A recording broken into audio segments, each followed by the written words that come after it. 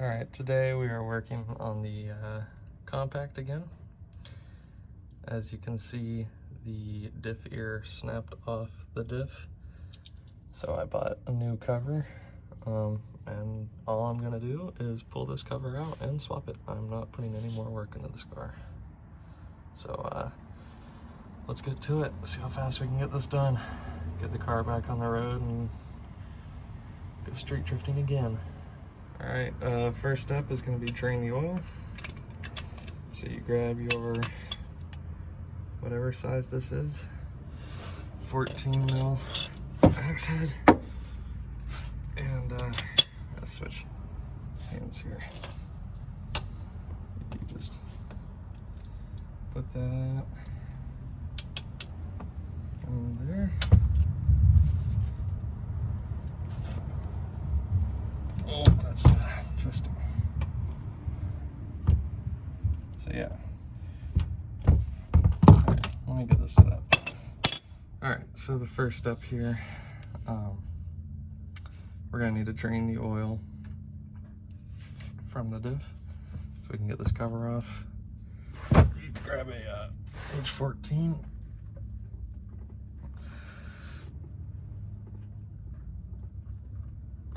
Whoever put this on here really tight, so let's see. It's gonna be fun. Put the phone down and try and get this off. All right, so after you've broken it loose with a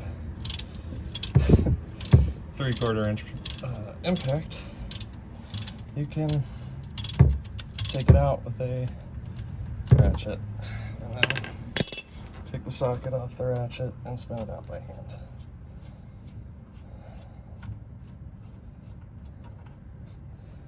And now we can drain the diff oil, which was in really good shape, so that's nice. Put this off of there. There we go. Now we're going to take a 13 to all of these bolts once it drains out, and then we will work on putting the new cover on. And then we can drive this car again. That'll be fun. All right, well now I got the cover off. Just gotta get the ear off. And then I guess swap the speed sensors from cover to cover. And then put the new cover on, jack the diff up to where I can mount the ear, and then start fixing this axle. And then we're good to go. Cool. All right, I've got the old cover out completely. Really the hardest part of that was the exhaust hanger. As always, I mean, there's really nothing you can do about them. I think when I put it back together, I'm gonna put the bolt through the other side so I don't have to deal with pushing the exhaust out of the way to get the bolt through the diff cover. And then I'll just put the nut on this end, and that should fix it. But yeah, so swap the new cover on, refill it with oil, and put the car back on the road. All right, one thing I noticed between the covers is that I guess this one is from an E30, so it only has one pin on the speed sensor, and then mine, being from an E36, has 2 pins, so I'm gonna swap those over, and then we're all good to put this cover back on. All right, we got the new cover on, all bolted up. I need to take the fill plug out, fill it. I got the speed sensor hooked up. I need to put the mount bolt through so I can mount it to the car, and then put the exhaust hanger back on and get to work on this. The main issue here is that bolt right there is bent, so I'm gonna have to cut it to get it out, so that's gonna be fun. I think I do have my ankle right here, so I'll just do that. All right, I think I may have already touched on the fact that we got the new cover in. It's all sealed up with RTV, and now we're just working on putting this axle back in. I went and got new bolts from Ace Hardware.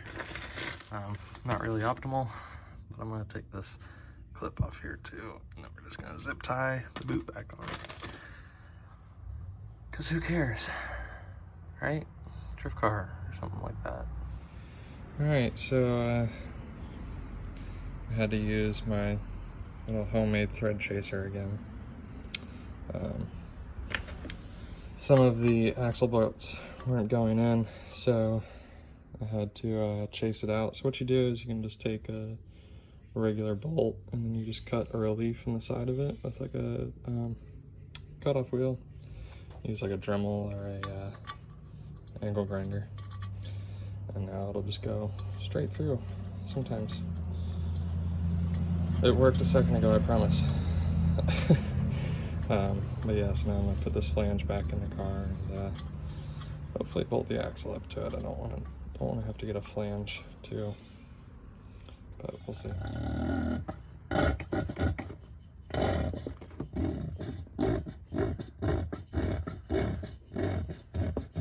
All right, diffs in, refilled, axles are bolted up, zip tied the boot right there. Tried to clean up a little under the car, and now we're gonna set it down, go take it on a test drive, make sure it works.